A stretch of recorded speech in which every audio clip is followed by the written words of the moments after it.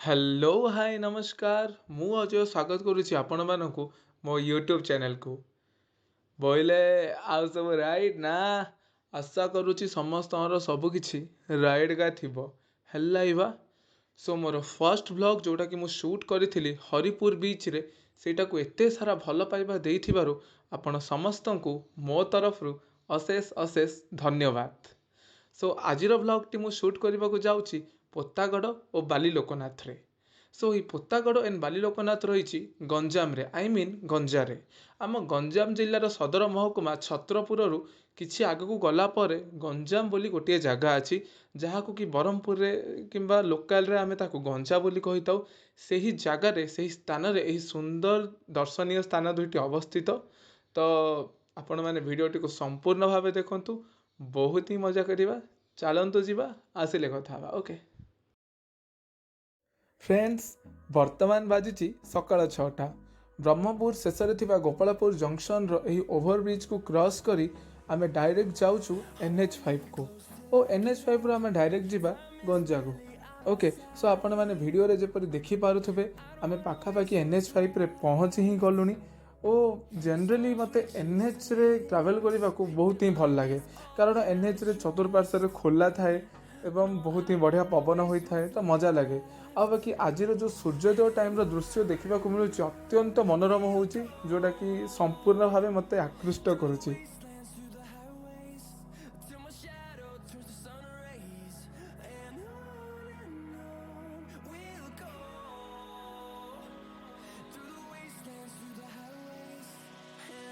Friends, ଏହି ସ୍ଥାନଟି ହେଉଛି ପୋକୁଡ଼ିବନ୍ଧ ଜଙ୍କସନ୍।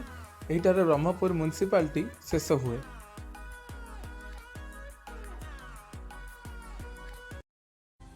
ସୋ ଅଲରେଡ଼ି ଆମେ ଛତ୍ରପୁରରେ ପହଞ୍ଚି ଗଲେଣି। ଏହି ଛତ୍ରପୁରରୁ ଆଉ 7ରୁ 8 କିଲୋମିଟର ଆଗକୁ ଗଲା ପରେ ଆମେ ଗଞ୍ଜାରେ ପହଞ୍ଚିଯିବା।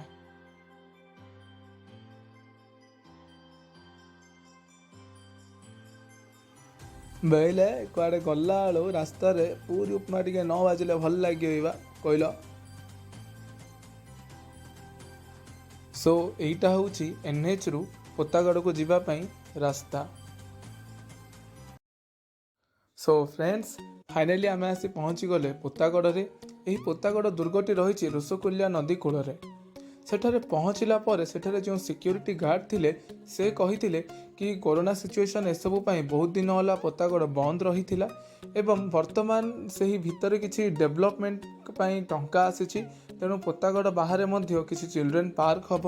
ଏହା ସହିତ ବୋଟିଂ ପାଇଁ ମଧ୍ୟ ସୁବିଧା ହେବ ଓ ଗୋଟିଏ ହୋଟେଲ ମଧ୍ୟ ହେବ, ତେଣୁ ସେଠାରେ ପ୍ରବେଶ ନିଷେଧ ଥିଲା।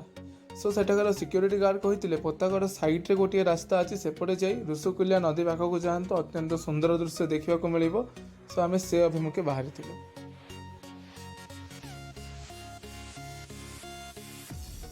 ସୋ ଫ୍ରେଣ୍ଡସ୍, ଆମେମାନେ ଚାଲି ଚାଲି ପୋତାଗଡ଼ରୁ ଋଷିକୂଲ୍ୟା ନଦୀ ଅଭିମୁଖେ ବାହାରିଥିଲୁ।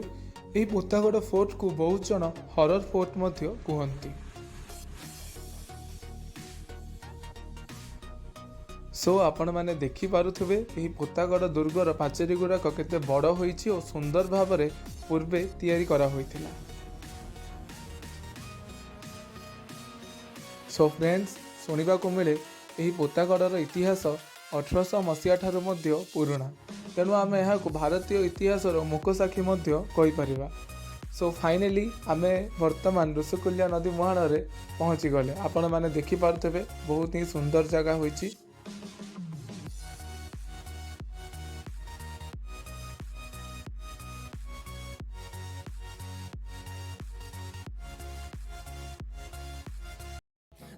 ସୋ ଫ୍ରେଣ୍ଡସ୍, ଋଷିକୂଲ୍ୟା ନଦୀ ମୁହାଣର ଏହି ସୁନ୍ଦର ଦୃଶ୍ୟକୁ ଆପଣମାନେ ସମସ୍ତେ ଦେଖିପାରୁଥିବେ।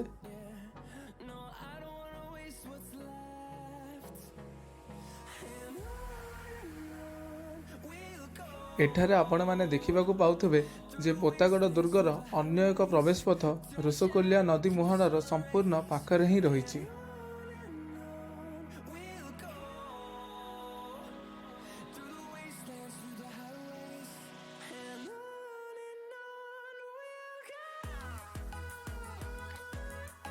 ସରି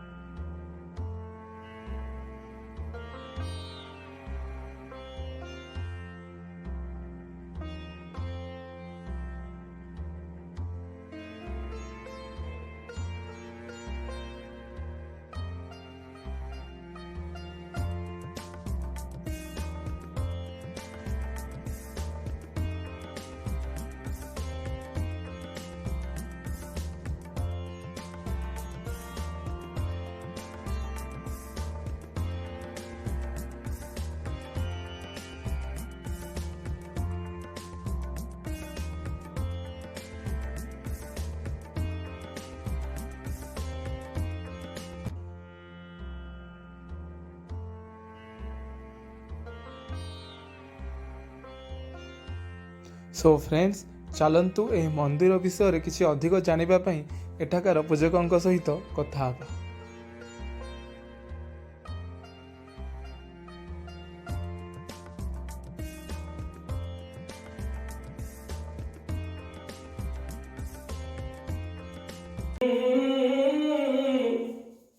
त्रिनेत्रं शूलभद्र खड्गञ्च परशुभयद दक्षिणाङ्गे महतं नागपाश च घण्टा डमरुकरसहितं साङ्कुशं वामभागे नानालङ्कारयुक्तं स्फटिकमणिनिभं पार्वतीशं नमामि। वन्दे देव उमापति सुर गुरु वन्दे जगत कारणं वन्दे पूर्णंग भूषणं मूर्खधरं वन्दे पशुनारपति वन्दे सूर्य शशाङ्क वलिनयनं वन्दे मुकुन्द प्रियं वन्दे भक्तजनाशय च वरदं वन्दे शिव शंकरं। आज्ञा जो बाली लोकनाथ मंदिर अच्छे विषय किसी कहतु केबे प्रतिष्ठा होता कौन विषय आमे तो जानिबा को पाउछु ए बाली भीतर थिबा जोगुरु आकु बाली लोकनाथ बोली लोक माने कहंदी। हमर जेजी बापा आ तांको जेजी बापा एमाने सब कहंदी ये गोटे 700-800 वर्षर मंदिर। आज्ञा पुरी जाइथिले कृष्णचंद्र गजपति देव से रिटर्न हेबा समय रे त्रिशूलर घोड़ाटा पूरे त्रिशूल लागिथिला। आज्ञा तेणु करी एटे राजा अनुमान कर देखिले एटे किछि गोटे मंदिर अछि तार पूर्ण उद्धार करथिले। एटे आपण जो ठिया होइजंदी एटे गोटे 3 मणिष कि 4 मणिष 15 फुट रे गोटे ए सब बाली थिला। आज्ञा एटे गोटे लेखा थिला कौन सी पंडित माने से लेखा को पाठ कर पारेनी एमती होगी सब सीमेंट कंक्रीट सब कागज है मंदिर ये आमर एमती सब नीति एटे गोटे दीप जदि मानसिक कर जादेवे आपण निश्चित मनस्कामना पूर्ण होमर एठी भी गोटे शिशु उद्यान है जोटा कि कहते पार्क ये पार्क बहुत किसी आम उन्नत है पार्क आमर गंजाम कलेक्टर थर आसुच्च मंदिर थैंक यू।